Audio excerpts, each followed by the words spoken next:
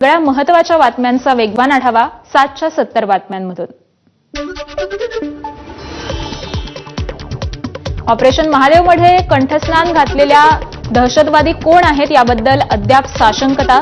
सूत्रांच्या माहितीप्रमाणे मृत दहशतवाद्यांमध्ये पहलगाम हल्ल्याचा मास्टर माइंडसह एकाचा समावेश होता।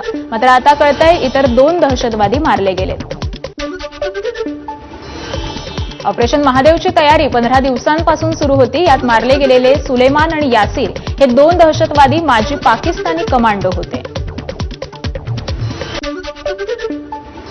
संसदेच्या पावसाळी अधिवेशनात ऑपरेशन सिंदूरवर चर्चा करण्याचा आज दुसरा दिवस। पंतप्रधान मोदीही उपस्थित राहणार। दुपारी 12 वाजता चर्चेला सुरुवात होईल।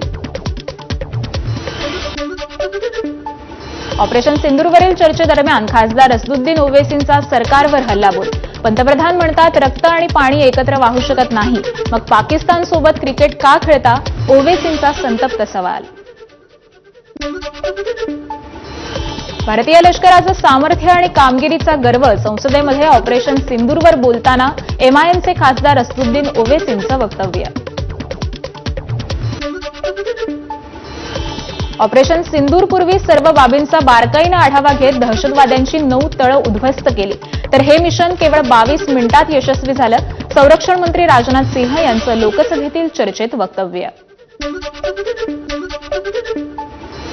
हल्ले थांबवा अशी पाकिस्ताननं गयावया केली। संरक्षण मंत्री राजनाथ सिंह यांची लोकसभेतल्या चर्चेत माहिती। कुणाच्या दबावानं हल्ले थांबवले नाहीत असंही वक्तव्य। शस्त्रसंधीला मान्यता कुणाच्या दबावाखाली नव्हती, तर आपलं लक्ष्य पूर्ण झाल्यावरच शस्त्रसंधी मंजुरी देण्यात आली। राजनाथ सिंह यांचं लोकसभेमध्ये वक्तव्य। भारत पाकिस्तान युद्ध थांबल्याचा ट्रम्प यांचा दावा परराष्ट्र मंत्र्यांनी खोडला। 22 एप्रिल ते 17 जून दरम्यान मोदी आणि ट्रम्प यांच्यात कोणताही संवाद झाला नाही। एस जयशंकर यांची माहिती। विरोधक परराष्ट्र मंत्र्यांवर नव्हे तर दुसऱ्या देशावर जास्त विश्वास ठेवतात। हेच कारण ज्यामुळे ते विरोधी बाकावर बसले। ऑपरेशन सिंदूरवरील चर्चेदरम्यान गृहमंत्री अमित शहांची विरोधकांवर टीका।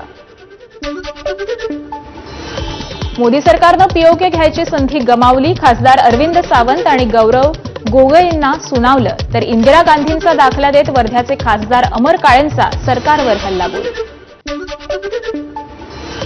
अधिवेशन संपल्यावर राज्य मंत्रिमंडळाची आज पहिलीच बैठक। गेल्या काही दिवसांपासून मंत्र्यांवर झालेले आरोप आणि माणिकराव कोकाटेंबाबत चर्चा होण्याची शक्यता।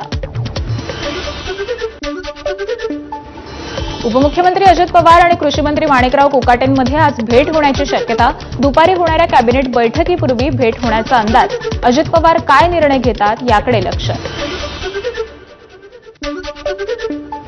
अजित पवारांच्या वाढदिवसानिमित्त राष्ट्रवादी काँग्रेसकडून पार्टीचं आयोजन। वांद्र्यातील ताजलँड्स एंडमध्ये होणाऱ्या पार्टीचं सर्व आमदार आणि प्रमुख नेत्यांना निमंत्रण। शिवसेनेचं शिष्टमंडळ आज केंद्रीय निवडणूक अधिकाऱ्यांना भेटणार। निवडणूक आयोगानं अधिकारी विविध पक्षांच्या प्रतिनिधींना भेटत असतात आणि त्यानुसारच निमंत्रण। उदय सामंत आणि शंभूराज देसाई शिष्टमंडळात।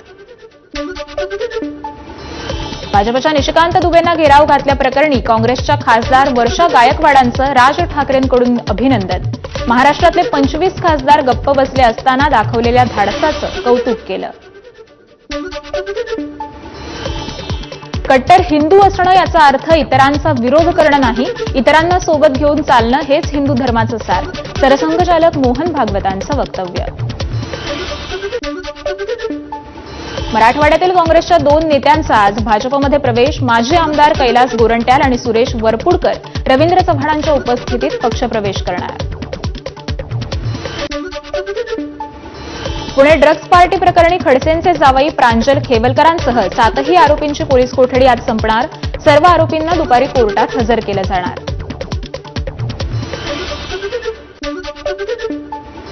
मद्यसेवनाच्या चाचणीचा अहवाल इतक्या तत्परतेनं येतो, मग अंमली पदार्थ चाचणीचा अहवाल इतका वेळ का? एकनाथ खडसेंचा सवाल। तर पुणे पोर्शेकार प्रकरणासारखं तर अहवाल बदलणार नाहीत ना? खडसेंकडून शंका उपस्थित। खेवलकरांचा वैद्यकीय अहवाल कुटुंब म्हणून मागितला तर पोलिसांनी नकार दिला। अहवाल कोर्टात सादर करू असं सांगितलं, मग माध्यमांना कसा दिला? रोहिणी खडसेंचा पोलिसांना सवाल। वाल्मिक कराडांना आपल्या हत्येची सुपारी दिली होती, त्याला आपले हातपाय तोडताना लाईव्ह बघायचं होतं. शरद पवारांच्या राष्ट्रवादीचे नेते शिवराज बांगर यांचा खळबळजनक दावा. वाल्मिक कराडाच्या सांगण्यावरूनच बापू आंधळेची हत्या, शरद पवारांच्या राष्ट्रवादीचे नेते शिवराज बांगर यांचा आरोप. तर कराड हा फक्त प्यादा असून खरी शक्ती धनंजय मुंडेंची, असाही दावा. सामाजिक कार्यकर्त्या अंजली दमानियांकडून सूरज चव्हाण याच्या विरोधात मानहानीचा दावा. सूरज चव्हाण याच्या वकिलांनी वेळ मागितल्यानं 8 सप्टेंबरला पुढील सुनावणी होणार. यवतमाळच्या पुसदमधील वसंतराव नाईकांच्या सरकारला बच्चू कडू आज भेट देणार. शेतकरी आत्मचिंतन बैठक आणि रक्तदान शिबिराचं आयोजन कर्जमाफीसाठी सुरू केलेल्या आंदोलनाची पुढची दिशा ठरवणार. रायगडमध्ये राष्ट्रवादीकडून सुधाकर घारेंना जिल्हाध्यक्षपद. ज्यांनी महायुतीचा धर्म पाळला नाही त्यांनाच जिल्हाध्यक्षपद दिलं. शिवसेना आमदार महेंद्र थोरवेंकडून नाराजी व्यक्त. धाराशिवमध्ये शिंदेंच्या शिवसेनेच्या बैठकीमध्ये गटबाजी चव्हाट्यावर. तानाजी सावंतांचा फोटो कार्यक्रमातून गायब. तर जिल्हा प्रमुखांकडून लावलेल्या बॅनरवरून देखील डावलल्यानं समर्थक संतप्त. स्थानिक निवडणुकांआधी पक्षात पुन्हा फूट.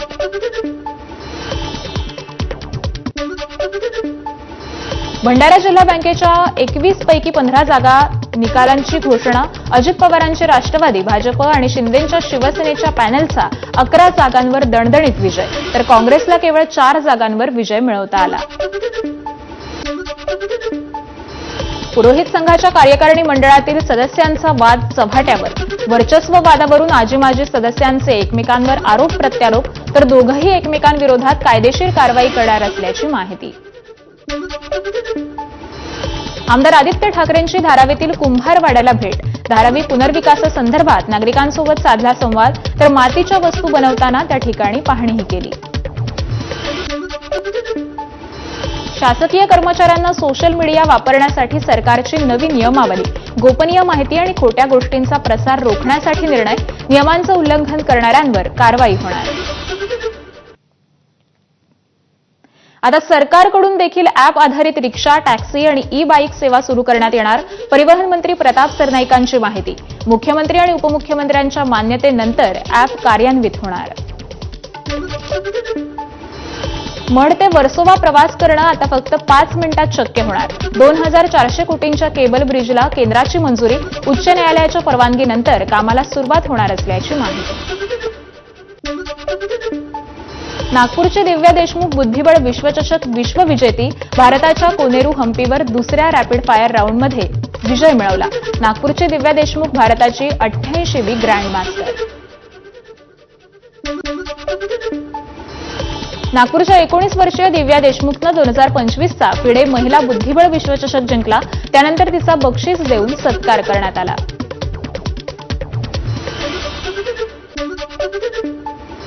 एकोणीस वर्षांच्या दिव्या देशमुखनं महिला बुद्धिबळ विश्वचषक जिंकत इतिहास रचला.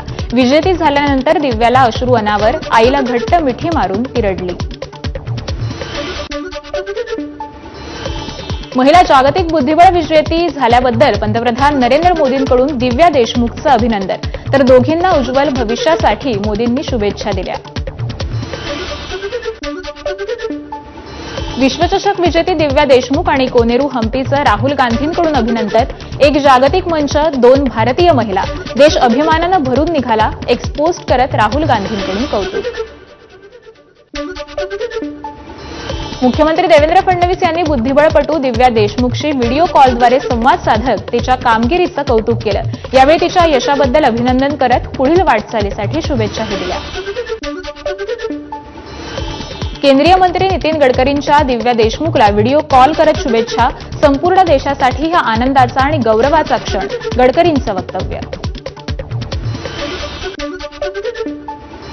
सर्वोच्च न्यायालयाने नांदणी मठाची याचिका फेटाळल्यानंतर उच्च न्यायालयाने आदेश मान्य केले. हादेवी या हत्तीणीची गावातून मिरवणूक काढत तिला वनतारा संग्रहालयाकडे पाठवण्यात आलं.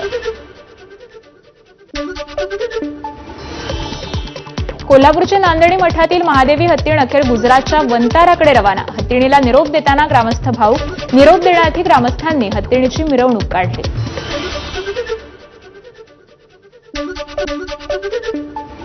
कोल्हापूरच्या नांदेडी मठातील हत्तीणीला घेऊन जाताना ग्रामस्थांचा गोंधळ, पोलिसांच्या गाडीची काच फोडली, जमावाला पांगवण्यासाठी पोलिसांकडून बळाचा वापर.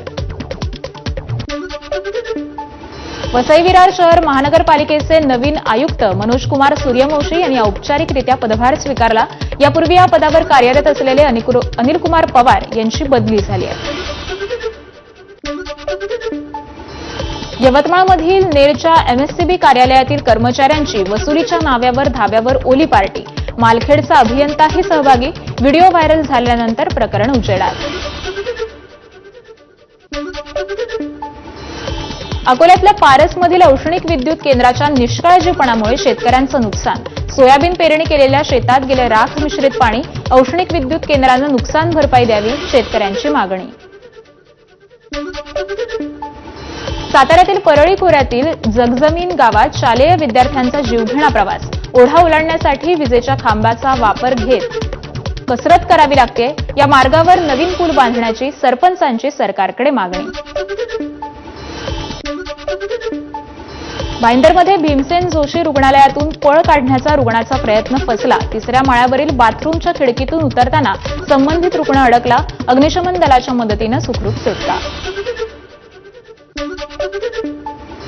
वसईत खड्ड्यांमुळे 3 चाकी मालवाहतूक करणाऱ्या रिक्षाचा अपघात, सुदैवानं जीवितहानी नाही, मात्र मालवाहतूक रिक्षाचं समोरील चाक मोडून पडलं.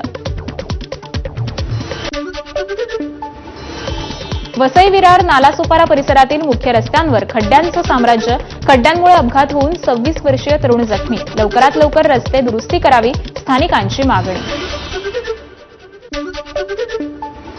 वसईत ऑनलाईन गेमसाठी पैसे न दिल्याच्या रागातून मुलानेच केली सावत्र आईची हत्या, पोलीस तपास चुकवण्यासाठी वडील, चुलत भाऊ आणि डॉक्टरांनं मदत केल्याचं उघड झालं असून चौघांना अटक करण्यात आली. मुंबई गोवा महामार्गावर एलपीजी गॅस वाहून नेणाऱ्या टँकरला अपघात, हातखंबा येथील पुलावरून टँकर खाली कोसळला. अपघातानंतर गॅस टँकरला गळती, जवळच्या नागरिकांना प्रशासनानं सुरक्षित स्थळी हटवलंय.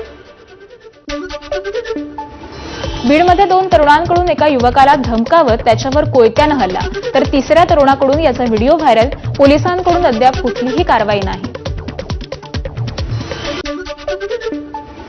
पिंपरी कॅम्पमध्ये धर्मांतर करण्याचा प्रकार समोर, अमेरिकन नागरिक आणि भारतीय वंशाच्या नागरिकाला अटक, ख्रिश्चन धर्मात प्रवेश केल्यास सुख समृद्धी लाभेल असं म्हणून धर्मपरिवर्तनाचा प्रयत्न केला. जालन्यातील गांधी शमन परिसरातील क्रीडा प्रबोधिनीमध्ये क्रीडा शिक्षकाकडून 4 विद्यार्थिनींचा विनयभंग, गुन्हा दाखल करत शिक्षकाला अटक. रुग्णालयात आलेल्या अल्पवयीन मुलीसोबत सोनोग्राफी कक्षात अश्लील कृत्य करणारा आरोपी पोलिसांसमोर सरेंडर, गेल्या 20 दिवसांपासून आरोपी फरार होता. भंडाऱ्याच्या साकोलीतील घटना. हिंजवडीतील ॲटलस कॉपेको कंपनीमध्ये काम करणाऱ्या अभियंत्याची 7व्या मजल्यावरून उडी घेत आत्महत्या, नैराश्यातून टोकाचं पाऊल उचलल्याची माहिती. मुंबईच्या साकीनाका पोलिसांची कर्नाटकमधील ड्रग्ज फॅक्टरीवर मोठी कारवाई, 400 कोटींचे ड्रग्ज जप्त, 4 आरोपींना अटक, तर आतापर्यंत 8 जण ताब्यात. अंधेरी पंप हाऊस परिसरातील 5 बांगलादेशी नागरिकांवर एमआयडीसी पोलिसांची कारवाई, अवैधरित्या अंधेरीत राहत असलेल्या माहितीवरून 5 बांगलादेशींना अटक करण्यात आली. रायगडच्या म्हसळामध्ये वृद्ध महिलेची हत्या करत दागिने लुटले, 2 अल्पवयीन मुलं पोलिसांच्या ताब्यात, टीव्ही दुरुस्तीचा बहाणा करत आरोपींकडून दागिन्यांची चोरी. भिवंडीच्या अशोकनगरमधील जैन मंदिरात चोरी, अज्ञात चोरट्यांकडून मंदिरातील 1,85,000 रुपये किमतीचे चांदी आणि पितळ्याचे साहित्य चोरीला, शांतीनगर पोलिसांकडून आरोपीला अटक. लातूर जिल्ह्यामध्ये पीक विमा भरण्यासाठी शेतकऱ्यांनी फिरवली पाठ, गतवर्षीच्या तुलनेत आतापर्यंत केवळ 50% शेतकऱ्यांनी विमा काढलाय. पैसे भरूनही वेळेत पंचनामे होत नसल्यामुळे शेतकऱ्यांमध्ये नाराजी. कुडाळमधील उत्पादन शुल्क विभागाच्या कार्यक्रमात अवैध दारू विक्री विरोधात मनसेचं आंदोलन, यावेळी अधिकारी हप्ते घेऊन कारवाईसाठी टाळाटाळ का करतात असा सवाल आंदोलकांकडून करण्यात आलाय. पवनचक्की ठेकेदारांविरोधात धाराशिवच्या वाशीतील शेतकऱ्यांचं जिल्हाधिकाऱ्यांना निवेदन, पवनचक्कीसाठी जमीन घेऊन ठेकेदारांकडून फसवणूक होत असल्याचा आरोप, योग्य मोबदला देण्याचीही मागणी. यवतमाळमधील येळशी गावात शेतात रानडुकरांनी 3 ते 4 फूट खोल खड्डे केल्यानं 10 एकरावरील पिकांचं नुकसान. याकडे वन विभागानं लक्ष देऊन वन्य प्राण्यांचा तातडीनं बंदोबस्त करण्याची शेतकऱ्यांची मागणी आहे. वर्षातून एकदा उघडणाऱ्या नागचंद्रेश्वर मंदिराचे दरवाजे हे काल मध्यरात्री उघडले. या मंदिरात दरवाजे वर्षातून फक्त एकदाच नागपंचमीच्या दिवशी उघडले जातात.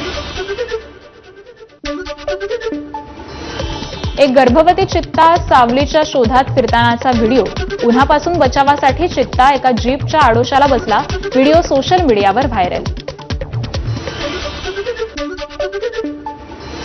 येमेनमध्ये मृत्यूदंडाची शिक्षा झालेल्या केरळच्या नर्स निमिषा प्रियाची फाशीची शिक्षा रद्द.